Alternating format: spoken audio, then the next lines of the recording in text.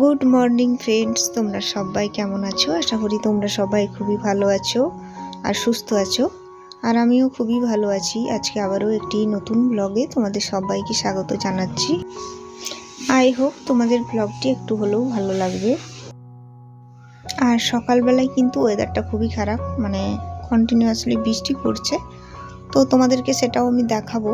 তো তার আগে বাসনগুলো ধুয়ে নিই, কারণ এখন অনেকটা বেলা হয়ে গেছে, ঘুম থেকে উঠতেও দেরি হয়েছে, যেহেতু মানে ঠান্ডা ওয়েদার আর বৃষ্টি পড়ার জন্য আজকে একটু দেরি করেই ঘুম থেকে উঠেছি। কিন্তু দেরি করে উঠলেও কাজটা কিন্তু আমাকে টাইমের মধ্যেই করতে হবে, তো তাই তাড়াহুড়ো করে বাসন টাসন ধুয়ে এরপর রান্নার জন্য আমাকে লেগে পড়তে হবে। আর এদিকে ওয়েদারের অবস্থা খুবই খারাপ, তো তার মধ্যেই বাসনগুলো ধুয়ে নিচ্ছি।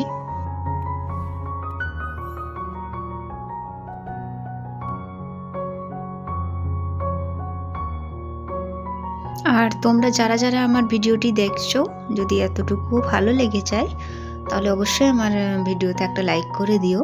আর যদি খুবই ভালো লাগে তাহলে অবশ্যই আমার পাশে থাকার জন্য আমার চ্যানেলটি সাবস্ক্রাইব করে আমার সঙ্গে থেকো। তো তোমাদের সাথে কথা বলতে বলতে দেখো আমার সব বাসন ধোয়া হয়ে গেল। এরপর একটু রান্নার কাজে চলে এলাম। রান্না বলতে আজকে রান্না হচ্ছে বাটা মাছের একটু মাখা মাখা ঝোল হবে। তো বাটা মাছগুলো তার জন্য কেটে পরিষ্কার করে নিয়ে এসে কি বলতো ভাজতে দিয়ে দিয়েছি।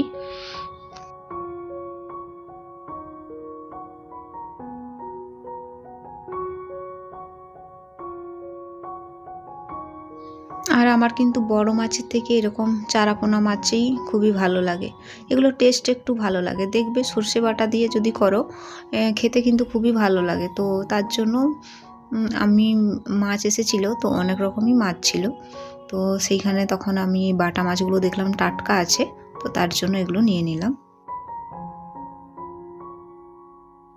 তো একটা আলুকে কেটে রেখেছিলাম, মানে কেটে ভেজে রেখেছিলাম, তো সেই আলুটা ওই মশলাটার সাথে আবারও একটু ভালো করে কষিয়ে নেব, আর তারপরে মাছটা দিয়ে দেবো আর কি। তো রান্নাটা আমি করছি, আর এদিকে দেখো রান্নাটা কমপ্লিট করে তোমাদের কাছে দেখাই দিলাম কীরকম হয়েছে, তোমরা কমেন্টে জানিও। তো একটা মাছের তরকারি হলো, আর এদিকে দেখো ভাজা হতে দিয়েছি ঢেঁড়স, পটল, করলা, তিনটে একসাথে কিন্তু ভাজতে দিয়ে দিয়েছি।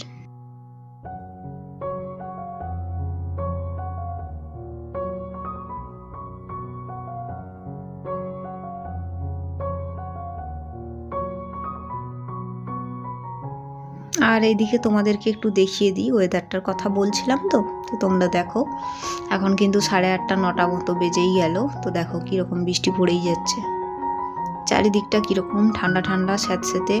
আর এই যে গাছগুলো দেখো খুব সুন্দর লাগছে বলো বৃষ্টিতে ভিজে। তো এটাও তোমাদের সামনে দেখালাম। আর এই সময় দেখবে গাছে ফুল প্রচুর হচ্ছে, যেহেতু বৃষ্টিটা মানে জলটা পাচ্ছে, পুরো গাছগুলো ভর্তি হয়ে থাকছে ফুলে। তো তারপর কি বলো তো, এই সময় রান্না টান্না তো হয়ে গেছিলো, স্নান করে চলে এসেছি। এই যে ঠাকুরে একটু ধূপ দিয়ে দিলাম। তো ধূপ দেওয়ার পর এবারে একটু খাওয়ার কিছু করব, তো তার জন্য এই যে আটার একটা চকলি বানিয়ে নিচ্ছি। তো ব্লগটা আমি এত দূরই রাখলাম, পাশে থেকো তোমরা সবাই অবশ্যই।